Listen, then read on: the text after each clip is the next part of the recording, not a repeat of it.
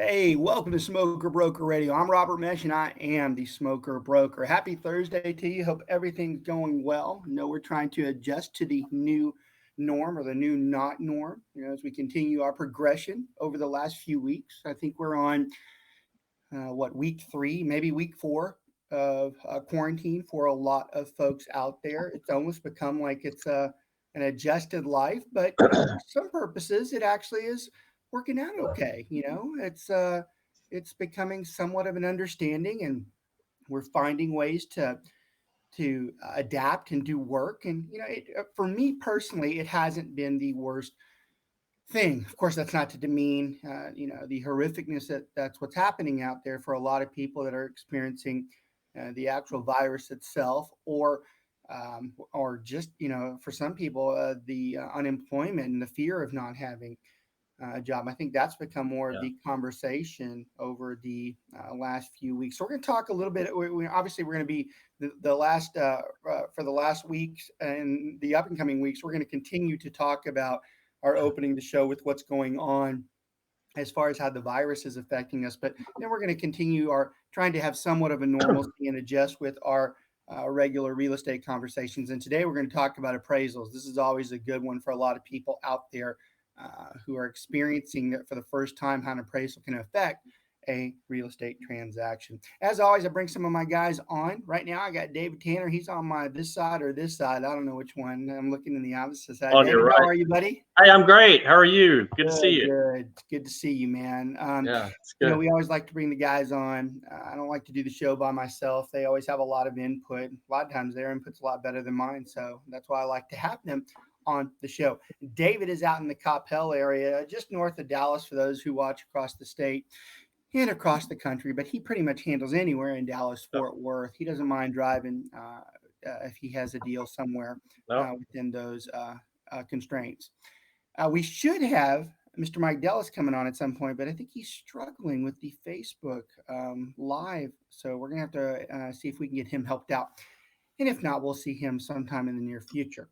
So, David, let's talk about the concerns right now with the virus itself. Like I said in the intro, we're in week three or week four. We continue to see new things every week. Every day is Yeah, changing as far as what's going on out there. For me, as far as the summary goes, obviously the virus continues to take its toll on a lot of people out there. It continues to have an effect that's very, very rough on a lot of families out there. I think we eclipsed 14 or 15,000 deaths in the country this past in the last couple of days or so. But one thing yeah. that was interesting is you've noticed in the last couple of days a different take on the numbers.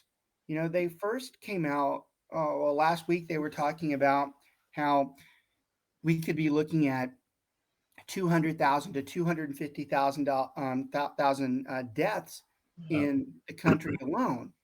Yet now all of a sudden, the CDC director comes out, the guy who's supposed to be in charge of all this stuff, and says that, well, maybe that's too much. Maybe it's possible that it's only 60,000. Yeah, And yeah. I'm like, get it right, man. I go, those numbers are driving people to do drastic things. And the effect of the virus can be just as bad for the effect of the people that are, struggling at night, not knowing whether they have work and money to make ends meet because of those numbers.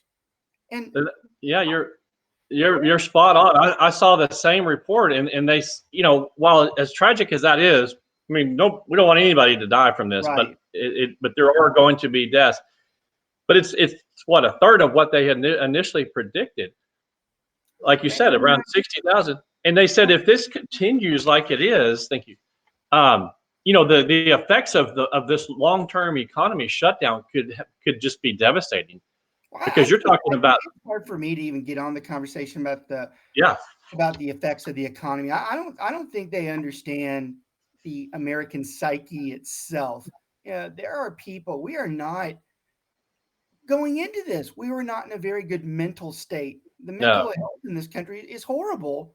yeah. This ain't doing it any favors. Well, And and you've got, just think about all, and I know you have tons of friends, Robert, that are small business owners, and I do too. yeah, And think about, I mean, I know 2 personally in Coppell that have already closed their doors, and they don't know if they're going to reopen or not.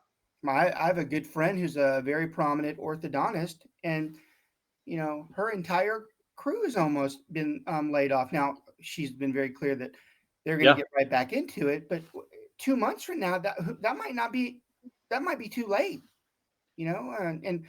And this is a prominent business. I'm not yes, talking about a one that's just like a mom and pop diner or something. Those people go day to day right now. And sure, I have reiterated, I've done tons of these things over the last few weeks. I've spoke to a lot of people. A lot of people have interviewed me. So a lot of people that watch me and follow me, it's the same spiel. It just grows with irritation each week. Is that I cannot be more clear. There's no one who's more sensitive to me than the issue with the virus itself and how it affects people. And that is my sure, primary concern to anybody, that I am fearful for anybody that's having to go through this, or absolutely. any family that's going to go through this. But the fact remains that those numbers are making it far worse for other people, that those numbers might eclipse what the virus is doing to itself. I mean, That's right. is it worse that those people who are dying? You've got people who might almost the suicide rate is going through the roof right now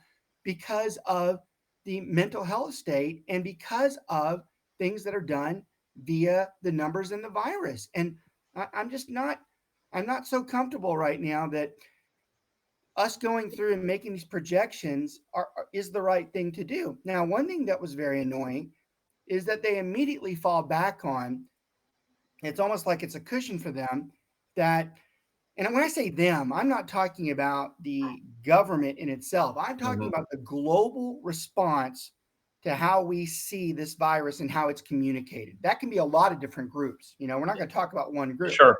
That can be a lot of groups out there. Now their backup is, well, that's because everybody's doing the social distancing and it's working. I mean, don't give me, you knew. Common sense dictates that social distancing was going to curb this thing. But to sit there and say, well, it's going to be 250 or so, now it's only 60 or so. Get it right. Yeah, I'm not saying that anybody knows what those numbers are. But if you're going to dive off on the deep end and say it's 250, you better damn well come back with, that's if everybody doesn't pay attention, nobody does what they're told, and we're just out there running rampant, being just complete morons, then that's fine. But that's not how they qualify it. They put this guy who's about 4 feet tall, and he sits there and he tells everybody yeah, that this is what's going to happen with the amount of the deaths, because he's an expert. And I'm not. Don't think by my tone that I'm minimizing Dr. Fauci and his expertise. Believe me, I respect it more than anybody. But he's also not clarified that those numbers could be curved tremendously hmm, by us doing what we're supposed to do, not coming back and saying, well, now it's changed because they are doing it. And, if you want to be really fair, we're still not social distancing like we're supposed no, to. Look at the no, amount of cars out on the interstate, the amount of people that are out and about. We're still not even doing it. So even then they're wrong with, well, that's what's causing it to stop. No, maybe the virus hasn't been as horrific as the original toll was. that's right. And That's we continue to talk about this too. And I get irritated when somebody tells me, when I mention this, they're like, well, you're foolish. This isn't like the flu. I go, I agree. It's not like the flu. I understand the medicine part of it too. But you want to get into numbers, the flu's still kicking this one's ass. well, Left and right.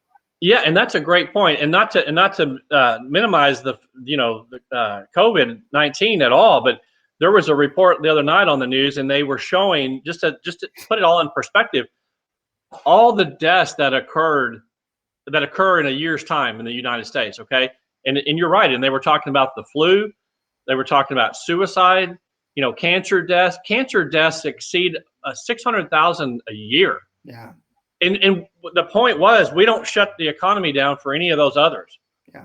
And they were just trying to make, this becomes a common gripe of mine too, with the anytime we're talking about what perspective is. This comes up with yeah, in terrorist acts. We have a terrorist act, and 1,000 people die, or there's some psycho shooting, killing, Yeah.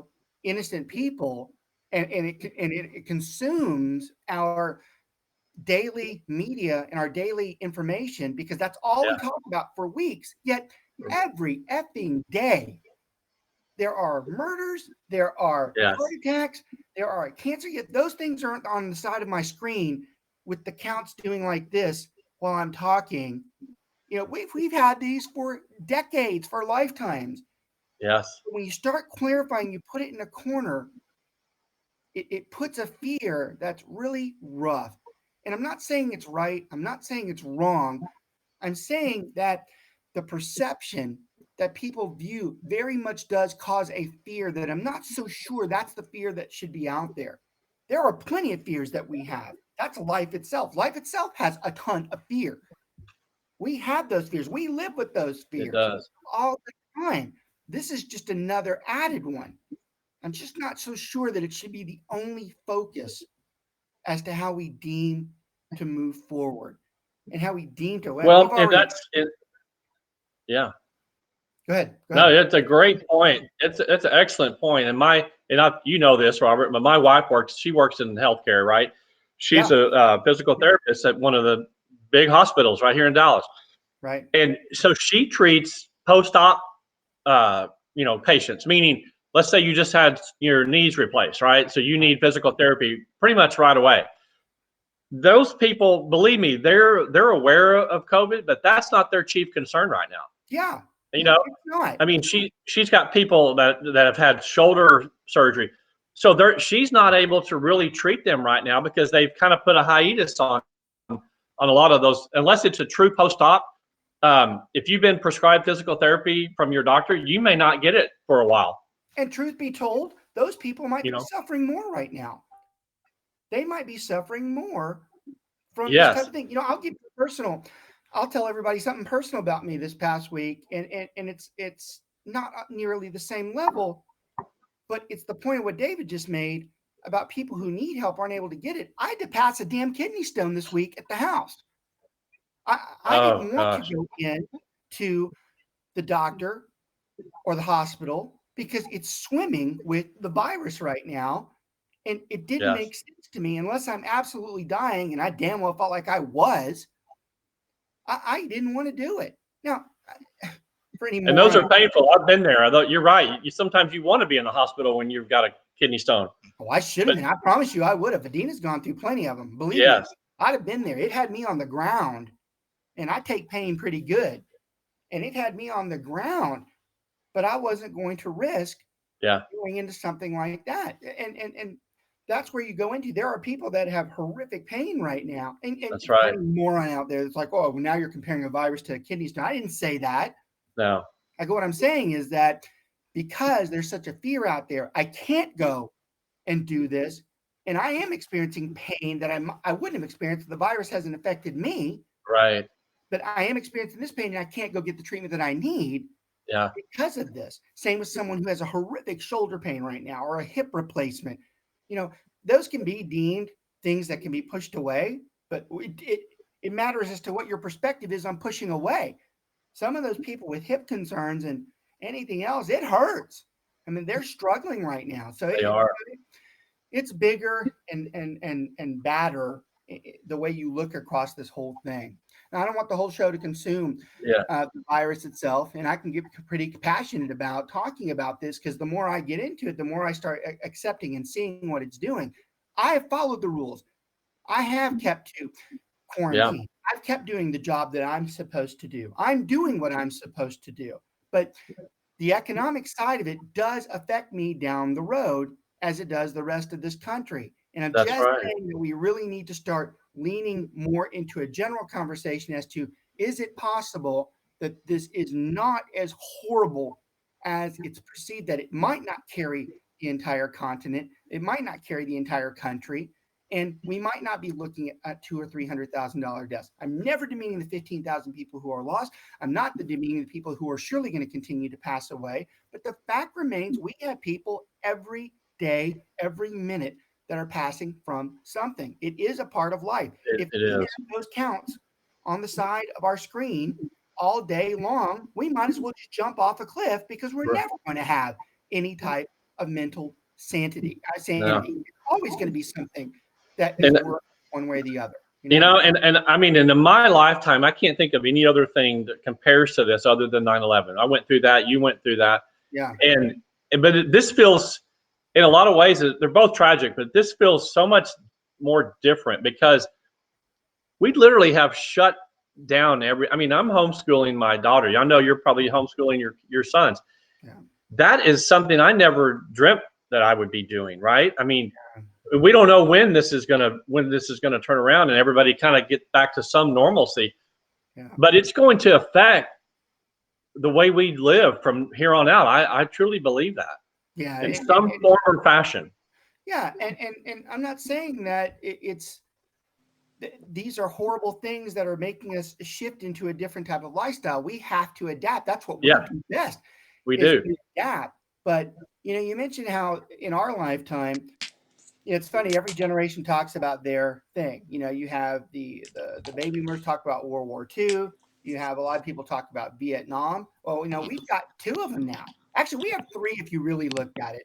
We've got 911. We've got the mass shooting hysteria, especially Vegas. If you wanted to upgrade, look, now I can get picked off just being tourist. And now we have this. Our generation's almost gone to what you could consider three major.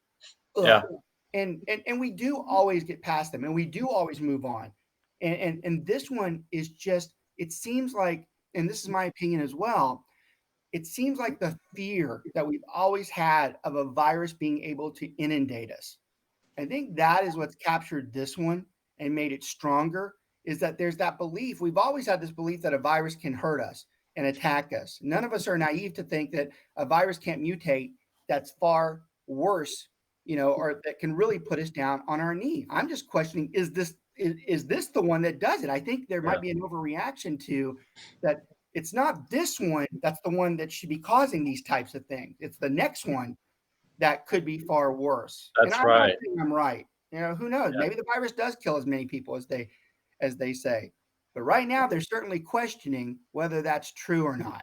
Well, and different. There's, of course, I know there's people far above, higher pay grade than me that are looking at this thing from all perspectives. But, like Mary said, they meet at the hospital daily and they talk about, they do triages and they've already got plans in place to deal with these patients as they come in and to kind of segregate them from the general population.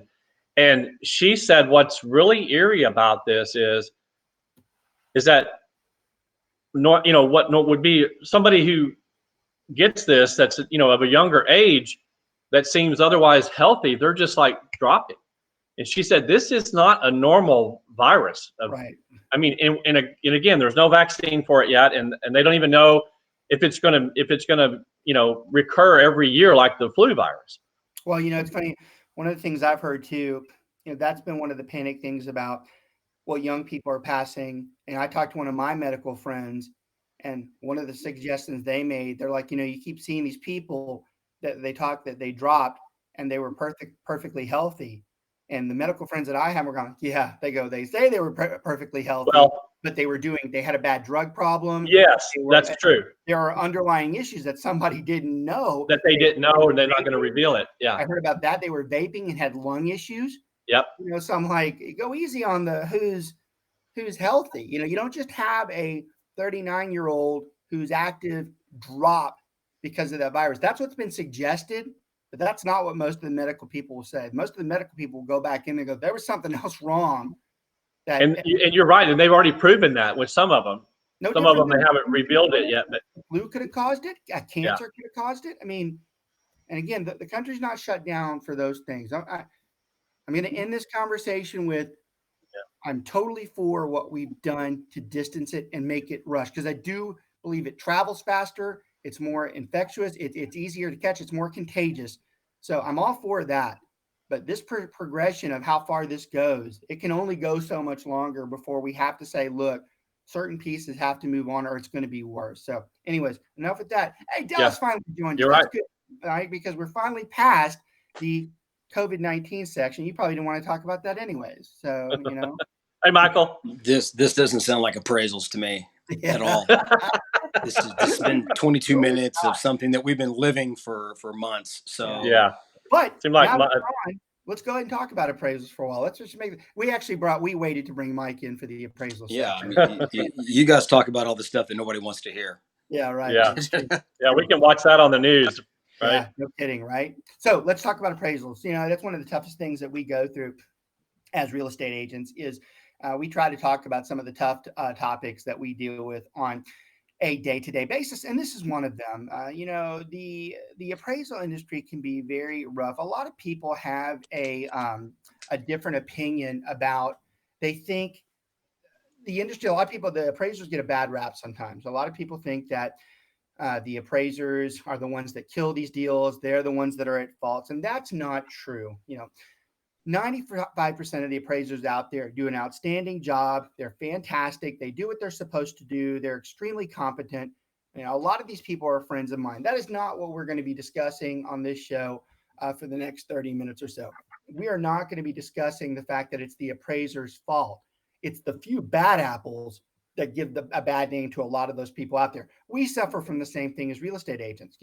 There are a lot of bad real estate agents out there, but the fact that 10% of the agents do 90% of the work should vindicate that most of the people who are doing the work are the competent people. And that's the same thing that goes on in the appraisal industry. So as we go through, we're going to discuss some things where people kind of hit and nag at the appraisers, but that's not a bash at the appraiser itself. It's bashing the one who's really terrible at what they do and causing problems for everybody else in this industry.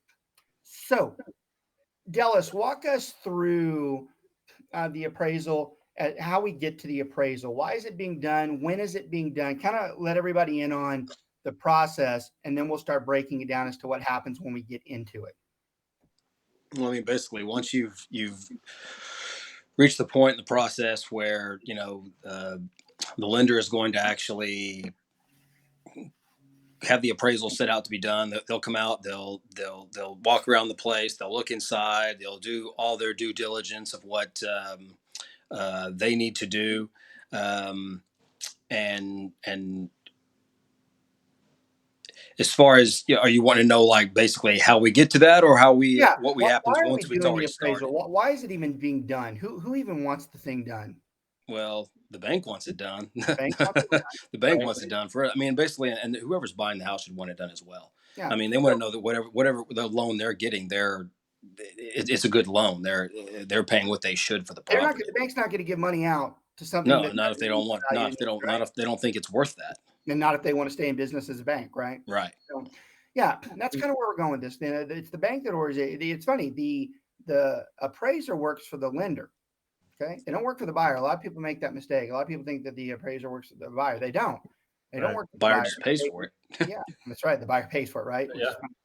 But it's the lender that orders the appraisal. So that's the process I kind of wanted to talk about. We go through and, we executed a contract. We went through an option period. We did inspections.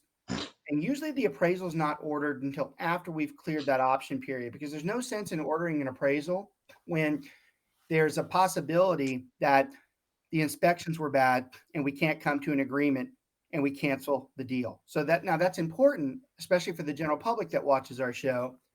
And by the way, our agents who are watching out there right now, this is a good show for your clients who are going through appraisal right now. I say you really ought to watch this episode because it'll kind of help you understand what you're going through right now. So they order the appraisal, they do it after the option period, and now the appraiser's going through and they're going to give a value as to what they believe the house is worth. Now, David, is that process similar to what we do as real estate agents? Do they do some of the things that we do to get that value? Well, actually, they do. I mean, they look at a lot of the same things. So, we do a CMA, a comparative market analysis, right? So we go in there and we compare the subject property to similar properties in that, hopefully within that same subdivision. Right. We don't, as real estate agents, don't assign a value. It's basically, look, these are the numbers of houses that have sold in the last, 90 to 180 days. These are houses that are currently on the market. and these are what they're selling for. And so we kind of give them an idea of where we think it's going to sell within a range, basically. So Whereas, that's what I was waiting for. yeah, Range, an estimate. It's an estimate. We never tell anybody, hey, your house is worth this. In fact, that's what's considered a guarantee in most states, for us to say your house is worth that. That's right. We say it's within the range. We say it's possibly. We say it's estimated. It's not a given value. So that's well said. We do a CMA. They're doing the appraisal. Okay, they're doing it from the sale to pros.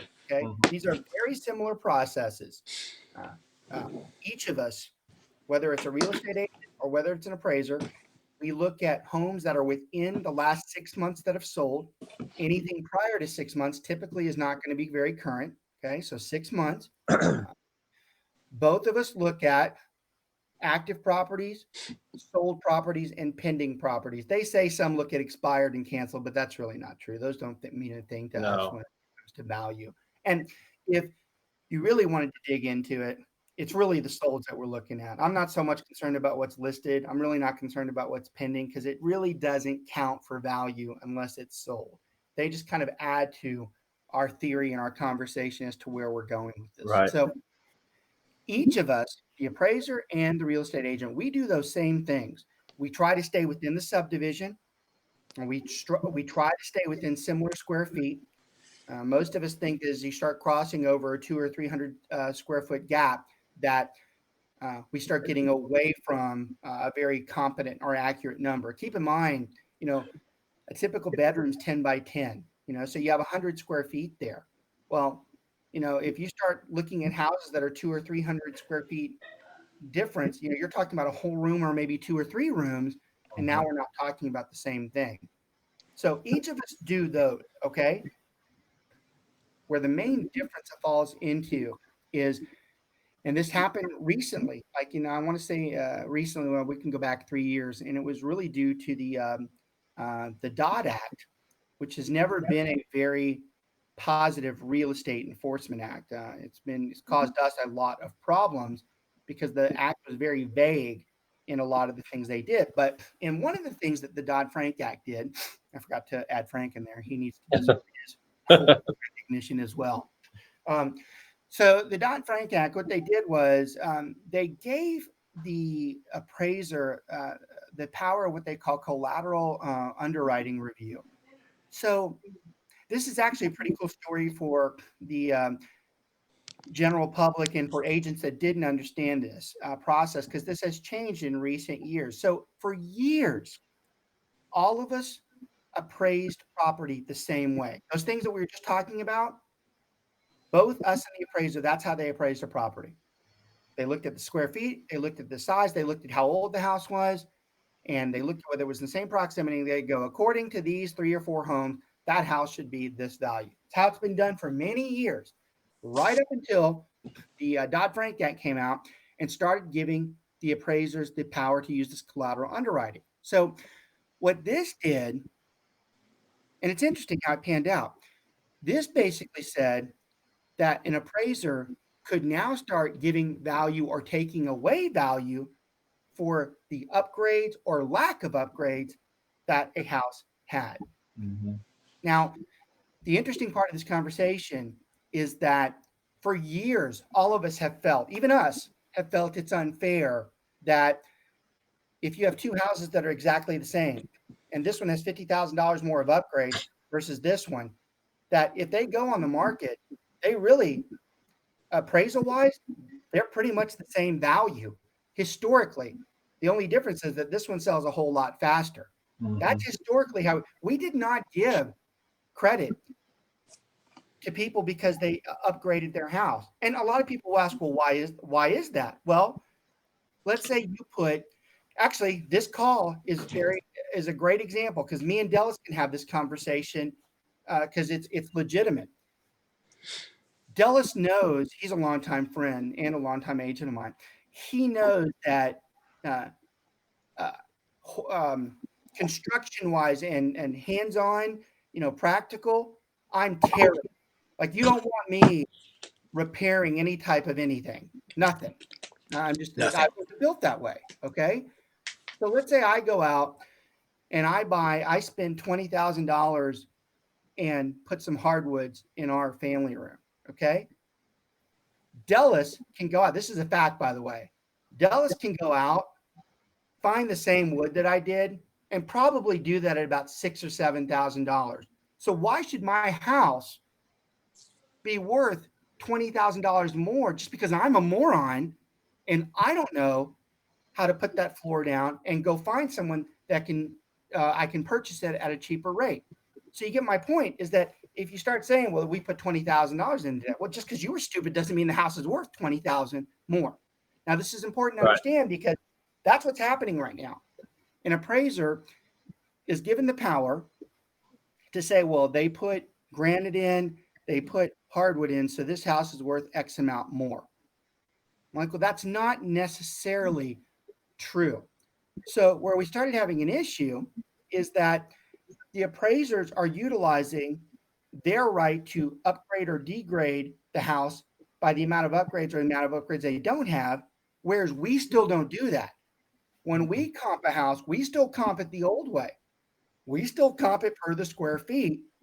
And the other things we mentioned a little while ago, we don't add value for granite and for hardwood. And that's what's caused the problem right now in modern day real estate, because now you have two set values. We go in there and we say, well, the house is worth 200,000. And then an appraiser goes in, we get under contract, and an appraiser comes in and goes, well, they didn't have as many upgrades as this house over here, so we're going to say that that house was 90. I'm like, why? Why did we do it like that? You can't say just because that house had more upgrades that it's worth more.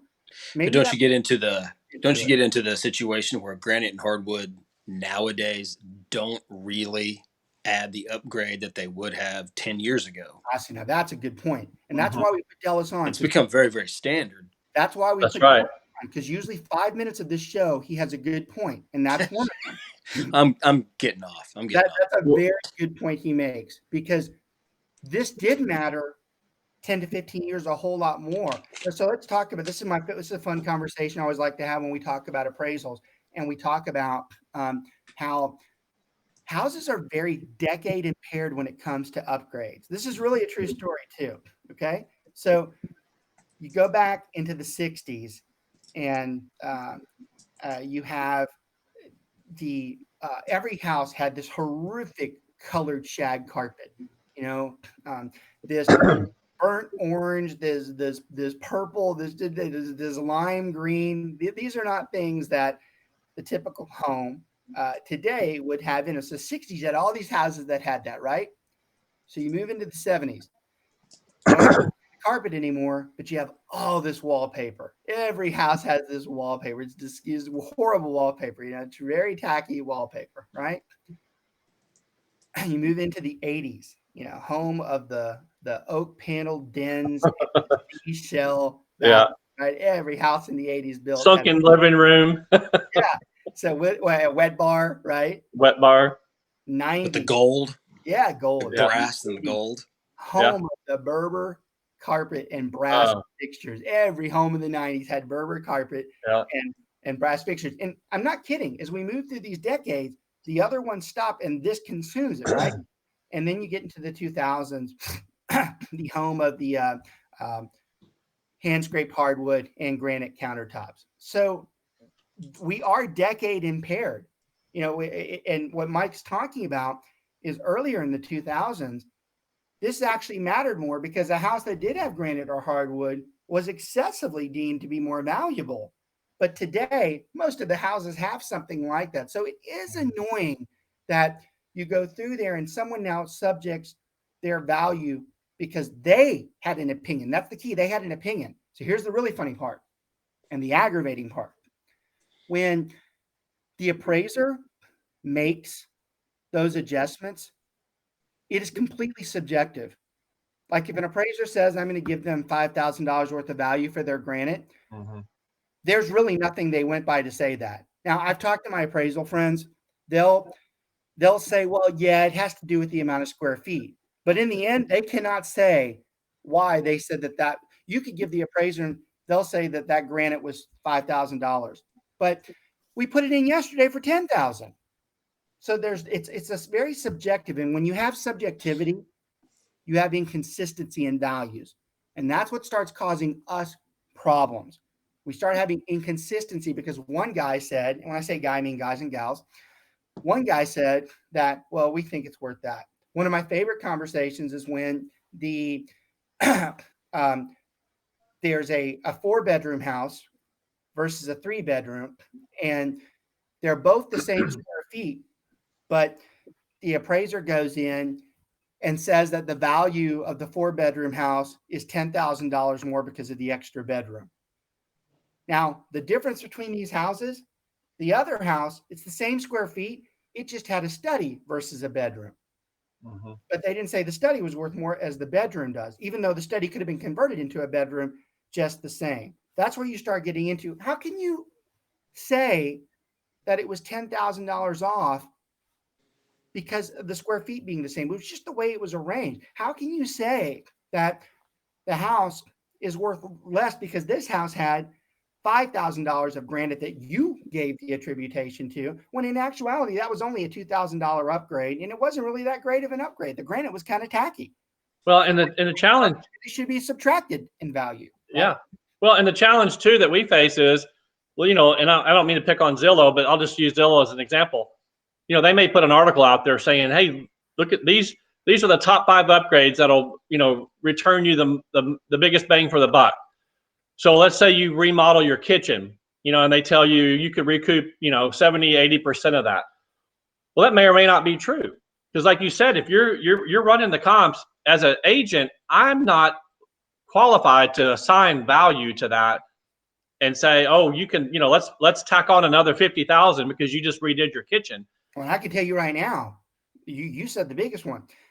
The kitchen is the #1 remodel, and you said the number right too. It's typically 50,000. Yeah. There's no appraiser in the world that's going to give you $50,000 value for your kitchen. Well, and like you've always said, Robert, congratulations, you did what you should have been doing all along when you were living in that house, right? David's been with me for a while, so he knows a lot of my stick, and that's one of them. So I love it when I go and do a listing for a house, and let's say like it's in the suburb of Plano. Those of you who watch this countrywide, Plano is a very massive suburb on the north end of the Dallas-Fort Worth area. Really grew in the 1970s. Well, in the 1970s, Plano went from having nothing to like 50,000 single-family ranch, 1-story houses that were all 1,700 square feet. Still to this day, a very popular area to live in Dallas-Fort Worth. But those homes over the years have been upgraded 20, 30, 40 different times. So in the 70s, that house was worth 75,000.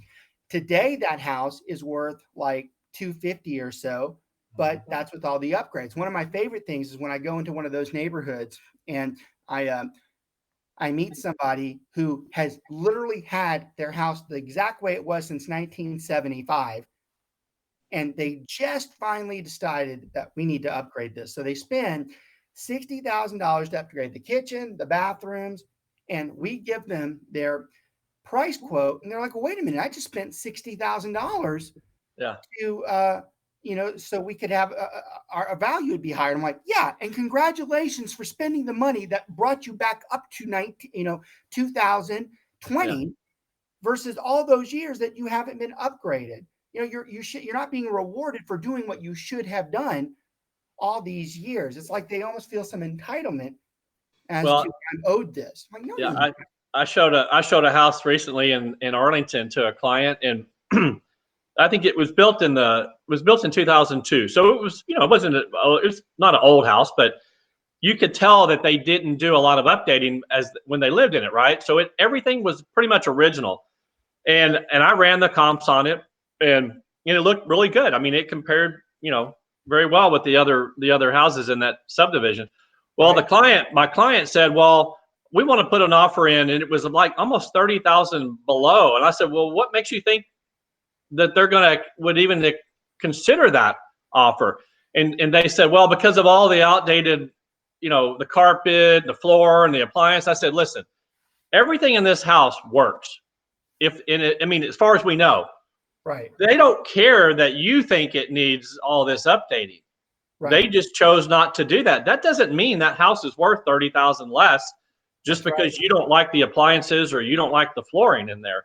So that's where it gets kind of tricky. And I think the general public doesn't always understand that. It's not a dollar for dollar. You know, if I spend $10,000 on my house, I'm not necessarily going to get that $10,000 back. Right. But what it will do, like you alluded to earlier, when it goes on the market, if that house is in pristine condition and you price it just right, or maybe just below market value, chances are you're going to get multiple offers, which will drive that price up.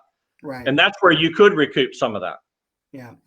In the end, it's not going to be a full recoupment. You know, anybody who thinks they put $50,000 into their house that they're going to get $50,000 back is just, they're sorely mistaken. You know, that is not what is going to happen. This is the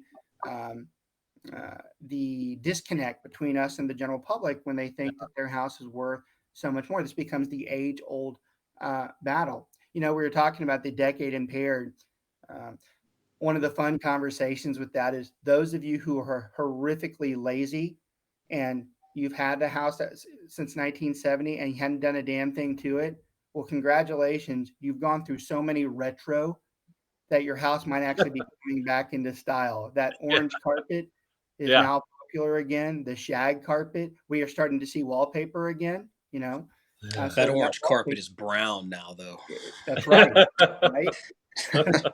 You know, I don't think that you know, a lot of these you start putting a lot of these upgrades, these you know, updating kitchens or whatever in some of these houses that are $130,000, $140,000, $150,000. You start over updating them. Yeah. And you could drive that price well beyond what anybody's willing to pay for that neighborhood. Well, this is a common problem. Does it actually raise the value, or does it almost hurt you because you're pricing at a point that no one is going to pay that for the particular neighborhood that it is in? Yeah, and this is a common problem in new construction. When we, you know, a lot of people ask us why we help with new construction clients. Some of them say, well, you didn't do anything. I'm like, if you went to the design center with me, you did, because that probably saved you about 30 or 40K.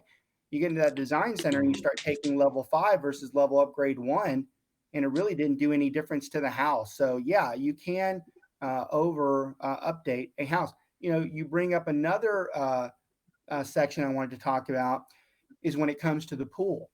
So let's talk about pool myths when it comes to an appraisal. A lot of people will tell you that the moment you build a pool, you start burying the money. As you're digging the hole, you're burying the money because you're going to lose money in the pool. A lot of people think that. A lot of people think the pool is like a boat, which is not true. They think it just seems true. It just seems true, right? So it's a little true. They go through and they build it and they think it's a waste of money. If you have a pool that was built prior to 1990 and it was, and the reason why 1990 is important is because that's when they switched from doing pools with cement into using the gunite. The gunite's a lot more forgiving on a pool structure. So if you have one of the older pools and it looks crappy and nothing's been done to it, then there's probably, that's not adding a lot of value to the home. In fact, some would argue that it hurts it because it has to be replaced or replastered and all that type of stuff. But today, if you have a house that was built in 2000 and you built the average run-of-the-mill pool, the average run-of-the-mill pool now costs about 40K. Okay, that's with just a simplistic pool, no bells and whistles. If you have a house in 2000 that has a pool of that nature, it actually will carry that 30 to 40K value. It actually will hold. We will sell it for 30 to 40K more than the house that's just like it without the pool. That's where the myth is wrong. You actually will carry it. If you built a pool today, you put a pool in today for 40 grand and you're in a more modern day home and you sold it tomorrow, you probably will get the value back in that pool. Where the myth is correct is when you start going above 40,000. So let's say you put a pool in for 65 or 75K and it has the grotto and the lasers and the pool, you know, you turn all the lights on when everybody comes over and everybody's like, oh, this is, you know, this pool's great. Yeah, your pool. Yeah. That's not true. I don't have a grotto. I don't have a grotto. I do not have a grotto. I spent my million. I spent my extra on my pavilion so I could smoke. So you could smoke. Good one, Dellis. Yeah, the pavilion's 3 stories, but That's not true either. That was a good one. You don't have a huge koi pond attached to it? He rarely gets to me, but every once in a while he does. That was a good one. So when you start going over the 40,000, you do start losing money because you're not going to get that value back. Now, what's weird about that is you go into a really high-end luxury home, and you're talking like a $1 or $2 million house where they built like a $300K pool. Then you get to where it actually could add value because it's such a unique pool. And so it kind of the myth is not true in the beginning. It fades away and then it actually comes back. So it's interesting how the pool can affect your value depending on what price point we're looking at. But it still falls into the whole conversation we're having that the value is subjective, and that's what we're dealing with in this problem. Now, let's spend our last 10 or so minutes talking about why all of this matters, okay? So if you have a house that's listed at $200,000 and the appraiser comes in and says the house is only worth $190,000, you have a problem, okay? Because the problem is you have a contract at $200,000, but now the appraiser says that it's only worth $190,000 as far as their opinion goes. Do you think that the bank is going to loan you money off of the $200,000 value or the $190,000 value? Well, if they're a bank that wants to stay in business, they're not going to lend you money off of the $200,000. They're going to do it off of the $190,000 value. Okay. Now, this presents a problem because we're under contract at $200,000. That contract is no longer valid under most circumstances. There's an addendum now that can change that. But under most circumstances, that contract no longer is valid. So we have to renegotiate. So there's a few things that can happen here. All right. One, the seller can agree to lower $10,000 to make this deal work, which they're not going to be happy about that. Two, the buyer can agree to pay an extra $10,000, which they're not going to be happy with that. Three, the most popular decision, they both agree to split it. Seller comes down half, buyer comes up with half the amount, and the deal works. Or you can try to go back to the appraiser and say, we think that this was not done properly. It should be changed. But you know how well that works. Basically telling someone, hey, you were incompetent. We suggest you acknowledge it and change it. Most people don't like doing that either. And then you have the fifth scenario, which is the worst. The whole thing just falls apart. No. So this is what we're looking at. You want to talk about the seriousness of this conversation. This is something that affects us day to day. We live this day to day. I would tell you 30% of our deals are affected by an appraisal. So we have to react to these things. We have to know what to be able to do when these things come down. Now, I'll give you a few tips when it comes to trying to avoid this situation. And this is where we're going to end the show. You can, if you comp your house very accurately, if you really look at everything we talked about in the show, you look at, what we didn't mention is that we still don't, as a real estate agents, we still don't value the house with upgrades or lack of, because we really don't have the expertise to say it's worth that, nor does anybody else for that matter. Yet the appraiser still does it. What we have instructed our crews to do is if we do sense that the upgrades are drastic one way or the other, we'll value the house as to what we always have done. And then we'll say, hey, look, we think it's probably going to be worth a little bit more because of these upgrades, or it's worth a little bit less. We're trying to predict what the appraiser might do. So if you do that confidently, we're probably not going to have this issue. Now, if we also suggest a lot of times that you put a binder on the kitchen counter before the appraiser gets in there, letting them at least see what you looked at when you did the value. It's always better to attack the appraiser on the front end versus the back end. On the front end, they might actually agree with you and use some of the stuff that you put out there. But if you try to go back and tell them they're wrong, good luck. Yeah. One other point to make here, due to our very nice Frank Dodd Act, is that we're really not allowed to interfere with an appraiser. You have to be very careful about having communication with an appraiser. All right. We're personally not allowed to talk directly to the appraiser. You know, what's really sick about that, just to show you how weird that Frank Dodd Act was, the lender's really not allowed to talk to them either. I find that very weird. The guy that's paying for, or the guy that they work for, is the guy that can't talk to them directly.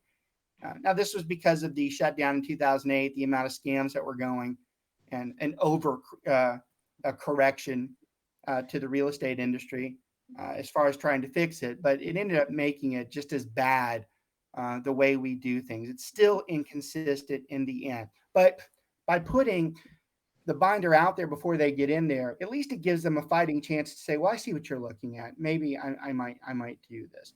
So you have to be prepared. One of the final comments I'll make is, especially as a new agent, when you're comping these properties, you better have 3 properties that are very similar to the one you're looking at, or you better have 3 properties that you know the appraiser is going to look at the same way. Because if you don't have that, this isn't going to go very well. I cannot stand it when I get into one of these conversations where there's an appraisal issue and we go back to the listing agent and they're like, well, this house over here sold the exact same. I'm like, yeah, but what about the other 2? Mm-hmm. You can't ignore the other 2. You can't have just one good comp. One good comp will not, they're going to average out on the other ones. So it kills me when an agent says that, because I'm like, you are part of the problem.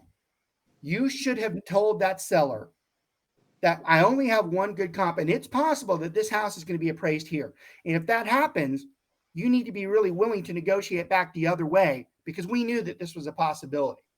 Yet they don't do that. And this is typical of a new agent who's not very seasoned. They're like, well, this house justified. I'm like, 3, at least 3. I always end up having that conversation. I'm like, the moment they start saying blah, blah, blah, I'm like, 3. I go, where's your 3rd? I go, this is the 3rd one I have.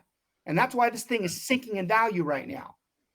And really good agents, when they know that the listing agent is out of their mind, they'll typically call them and say, hey, I go, before we go through all this trouble, I want you to acknowledge I comped that house. I go, and I don't see what you did. I go, all I see is the one house that justified it. I go, I want you to acknowledge before we go through all this, there's a damn good possibility that this thing's going to appraise down here. And if my buyer's going to go through and spend money on a survey and an appraisal and an option period, only to come find out that we knew we were right and you're not going to, adjust to it, we're not messing around with this. Yeah. I go, I want something that says you're acknowledging that this is not where it should be, and we're going to have possible problems with this. Now, a good listing agent hypocritically would be like, I'm not going to answer that, because then they're basically saying they'll lower. Right. That happens. But they damn well should at least make the comment to at least set the stage for this is what's probably going to happen.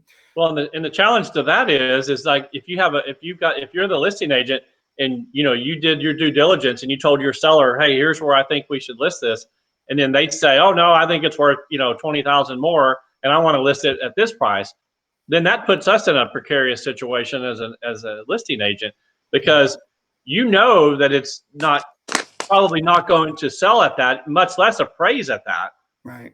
So do you say, okay, well, you know what, maybe I'm not the right agent for you and I'm going to walk away from this, or I'm going to go ahead and list it at this, and then when it doesn't sell, when you don't get an offer in the next 30 days, then I want you to really consider dropping the price. Yeah. Perfect. Well, I'm going to end with what Alan made a comment on our chat there. He says, I think people upgrade a home to live in the home the way they want their family to live. And sometimes it's a little disappointing that when they sell, it does not seem to upgrade the price in relation to the money that they spent. But in general, I tell people to make the house the way they want to live. But even those people who are given advice as to maximum value improvements when the selling. Yeah, he's basically saying, if you're going to update your home, and that's a good way to end the show. If you're going to upgrade your home, you're upgrading your home for you. Don't ever upgrade your home to sell. You're not upgrading your home to sell it. If you're upgrading it to sell it, you're bringing it to where it should have been in the first place. You upgrade your home so you can live in it comfortably the way you want to live. Y'all, I've enjoyed having this conversation this past week. Yeah. I love the intro. I think we're going to continue to, it makes sense to have intros talking about the COVID-19 virus and then getting into some normalcy with what we experience in real estate. Thank y'all for joining us. We're going to have, obviously, it will go into podcast. Love seeing you guys. We'll talk to you guys next week. Have a good one. Great. Thanks, guys.